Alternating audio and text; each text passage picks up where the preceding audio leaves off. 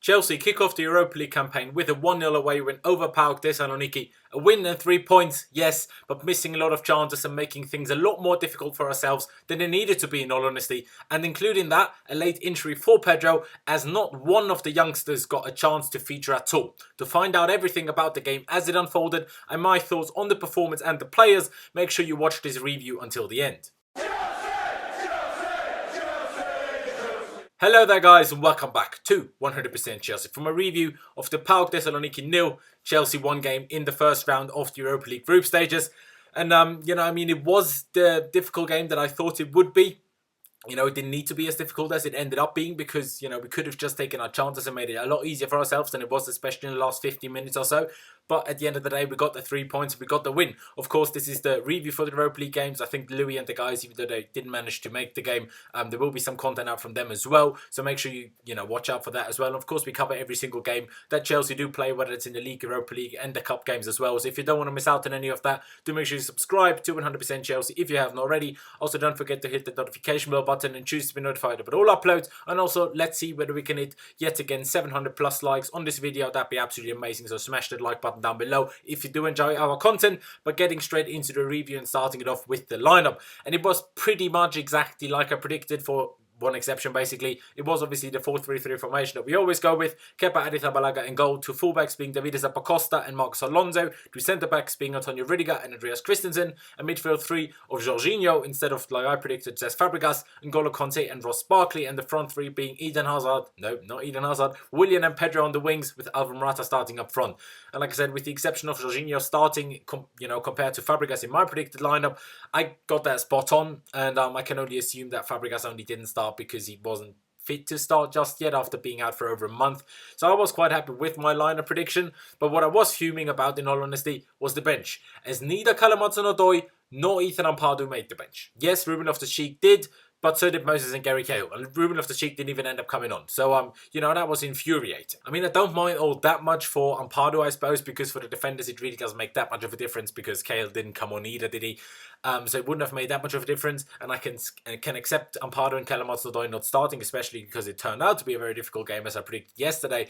But Callum Hudson-Odoi should, without the slightest shadow of a doubt, have been on the bench ahead of Victor Moses, simply because he's a better player and also 10 years younger. And if we needed a goal late on, is Victor Moses really going to come on and change the game for us? Be serious now. I mean, I don't think so. But, I was not happy with that at all. But enough with that. Let's get into the game. And it only took us 7 minutes to take the lead through Willian. And it was a great goal. An absolute beauty of a goal. It passed from very deep in our own half by Antonio Rudiger to Morata, who first time passed it back to Jorginho, who played another first time pass on kind of the volley as well. An exceptional pass by Jorginho to Ross Barkley, who controlled it really well. A perfect first touch, which, played a crucial role in, the build-up of the goal as a whole. Took the ball forward by, say, 15 or 20 yards before squaring it to Willian. Just to the left of him, Willian cut onto his strong right, basically with his first touch, and slotted the ball in under the keeper with a very solid finish, although the keeper got a tiny bit of a touch on it.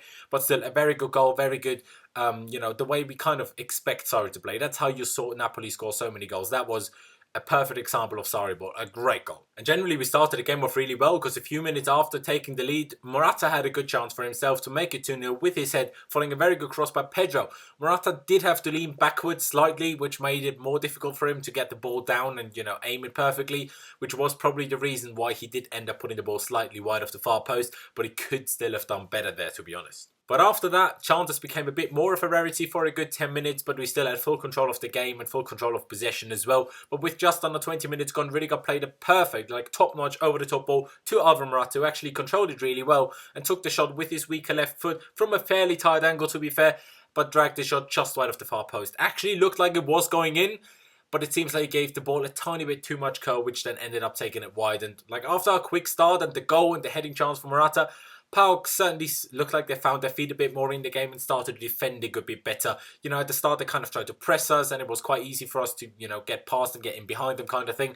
But, they, after around 20 minutes or so, they set deeper, they started to close down spaces and just made it really tricky for us to find our way through in the final third. Which then naturally obviously forced us to play, out in wide positions more, but also hitting a fair few crosses. Some of those crosses were actually quite good, but PAOK defended the box well, so, made it difficult for us, but PAOK on the other hand didn't threaten us at all.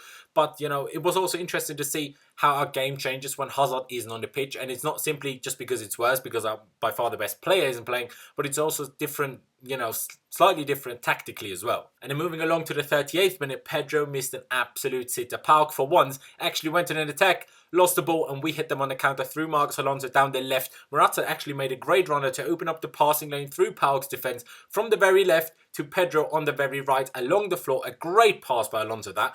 Pedro then one-on-one with the keeper, didn't manage to put the ball past him, and the ball went out for a corner, which the following corner then found Morata's head, who got onto it with a diving header, but the ball again went just wide of the far post, and there he was simply unlucky, because that was a great header. Like, I have no criticism for for him for that at all. Basically, like, that was just unlucky. That would have been a great heading goal. But in all honesty, that was it for the first half. A rather annoying whistle for half time, because after a PAOK free kick where, I didn't see that back, where apparently Barkley pulled someone's shirt and PAOK were appealing for a penalty. I didn't see that.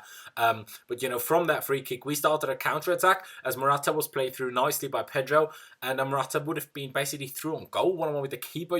Presumably would have outpaced the defender he was next to, and whether he would have taken that or not, different story, but we still would have had a good chance. Either way, the ref blew his whistle, and that was, half time at 1-0. And in the first half, it was a decent performance, a good performance, but it wasn't anything special. It certainly deserved to be in the lead and should have been up by at least 2, though. Like, a lot of people will criticise Morata, especially in the first half. I'll get to him in the second half, but none of his chances were actually easy. Like, his first one, the header being the best one, but like I said when I explained it earlier, he had to lean back to head it down, which is difficult for any striker, whether you believe me or not. And but the biggest miss of the first half certainly came through Pedro, who I was 100% expecting to score that, because Pedro is usually really good in front of goal, but he didn't, and that left us with quite some work to do in the second half, and we just needed to kill the game off very soon, and we didn't. And also, I thought we could have really done with Callum Hudson-Odoi's directness and pace in the second half. Just saying, we definitely didn't need, miss anything that Moses could have offered, but we didn't get either at the end of the day. The second half then started with another good chance for Chelsea, nicely played by our attackers plus Ross Barkley as well, with Willian ending up with a good shooting opportunity inside the box, but he ended up scuffing his shot, hit the ball straight at the keeper basically. And then 10 minutes into the second half, Willian, this time with a very good chance, a lot better than his first one in the second half. Pedro with good work on the right hand side to win the ball back, cross the ball past the far post, where Barkley stormed onto the ball, basically tried to head it, but actually hit his header straight at Morata, from where it fell to Willian, who was unmarked inside the box, took it on the volley, but properly hit under the ball basically and put it way, way over. Really should have done better there. I mean, he was furious with himself as well. He knows that he should have done better there, because if he gets that on target with the pace that he hits it with, but chances are that's a goal. And obviously that's frustrating, because especially how the game ended up, with a tight 1-0 win, we really could have done with a fairly early 2-0 lead in the second half. And while PAOK did still make it difficult by sitting deep and closing down space as well in their defensive third, at times I felt like we also didn't have enough movement. Like, we didn't move enough, we didn't move quickly enough, whether that's, with the ball at our feet, or, players that didn't have the ball at our feet, but still while we were in possession, and that kind of stopped us from moving the opposition around enough, and therefore not creating enough big, clear-cut chances, because we had chances, but not that many huge ones, really. Alonso then had another actually quite a good chance after Morata squared the ball to him. Alonso cutting onto his right, but then had his shot that actually went on target for once, was then blocked wide, which was a bit annoying. Then in the 65th minute, substitutions came on. It says Fabregas came on to replace Jorginho, and Azpilicueta also came on for Marcos Alonso, presumably simply to have Alonso not play the full game, with a lot of matches to play in the coming weeks as well, and Azpilicueta slotted in at left back. And with just over 20 minutes to play, Pedro played Morata through perfectly. The striker but playing the perfect chip ball over the keeper, and actually the ball did end up in the net, but the linesman raised his flag for offside, when in my opinion it wasn't offside. I only saw one replay and it was very close, but to me that looked onside. That was, same height basically. That wasn't offside to me. And that was a really good finish by Morata. Like, Morata really, I'm sure he's really wishing for VAR right now. I'm sure he's really wishing there was VAR right now, basically. Like, that was frustrating, because that would have been a very good goal. But the chances didn't stop there. Pedro had a great shot from the edge of the box just a few minutes after that, basically disallowed Morata goal, which forced a good stop from the keeper. Could have obviously put it further into the corner, which would have made it impossible for the keeper, but he didn't. Good save from the keeper. Then Olivier Giroud came on for Morata in the 80th minute, which meant no appearance for Loftus-Cheek, as that was our third substitution, which I can't lie, quite annoyed me. It's not necessarily a criticism on Sarri, because he didn't bring on Loftus-Cheek. It's more criticism for Morata in the second half. Because in the second, like just before he was subbed off, it was an easy ball that he could have played to Willian, which would have basically put him 1-on-1 with the keeper from a slightly difficult angle, I suppose. But still, that was an easy pass, and Willian was clearly just waiting for it, staying on side. Morata just didn't play the pass and ended up losing the ball, and then it was subbed off. So, Sarri had to take him off, although at the end it didn't really change anything. I don't think leaving Morata on would have cost us a goal. Probably would have still won 1-0. But, it's still a bit annoying. And as you could expect, when you don't kill the game off against an opponent and against fans like this, the last 15 or 10 minutes or so, PAOK did start to take a little bit more risks and at least create some half chances that made at least me nervous. They didn't really threaten us still, but at least they made me nervous, because it's always tricky when you're 1-0 up just, in a difficult away game, in a game that you really have to win because you're the much better team and the clear favourite.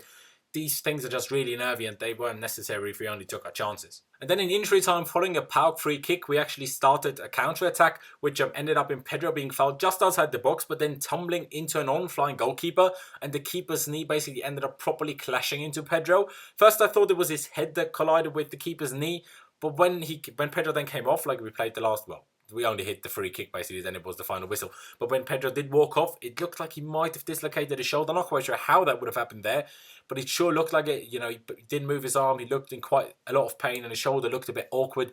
So it looked like a really sore one. Hopefully he's fine, because the dislocated shoulder can keep you out for a few weeks until it's all fine again. And that's obviously frustrating. Of course, it could mean Hudson-Odoi gets chances, but it's more likely to mean that Moses might come on Sunday, which I'm not really looking forward to, in all honesty. But, that was basically it for the game. And full time at PAOK 0, Chelsea 1. And it wasn't a great game. The first half was better than the second half, even though we created plenty of good chances in the second half as well. But we did exactly what I said yesterday that we have to avoid, because we didn't kill the game off quickly, and we should have done, and we needed to, and we had plenty of chances to do so. Morata, soon after the 1-0, had that header. Pedro and Willian had two very big chances throughout the game as well. And, I suppose at the end of the day, we took the 3 points from a very difficult away game, because going away to PAOK is a very difficult game. I keep saying it, but so many people said, we're just going to smack them anyway, and who cares? And even the pundits on Chelsea TV said, let's just rest the whole team. That wouldn't have worked today. PAOK are a much better team than some people think. Just because they're playing the Greek league, they're not bad.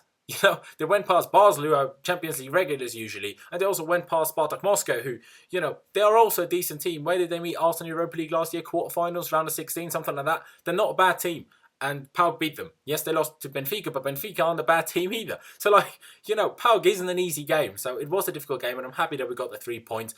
But, overall, we should have just killed it off, because PAOK never really threatened us. Although there was actually one moment just before Pedro got injured where both Rudiger and the PAOK player could, if not should have, been sent off. Rudiger basically punched his hand away when the defender just touched him on the hip. No idea why he got that aggressive. And then the PAOK player just basically grabbed Rudiger by the neck.